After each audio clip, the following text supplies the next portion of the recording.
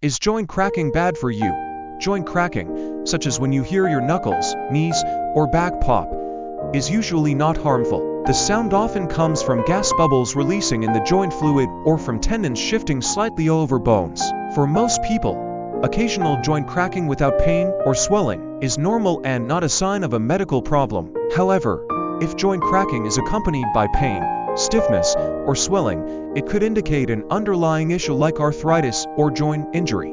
In such cases, it's best to consult a doctor. Regular, painless cracking does not cause arthritis or joint damage, despite common myths. Overall, joint cracking is typically harmless unless it's linked with discomfort or limited movement in the affected area.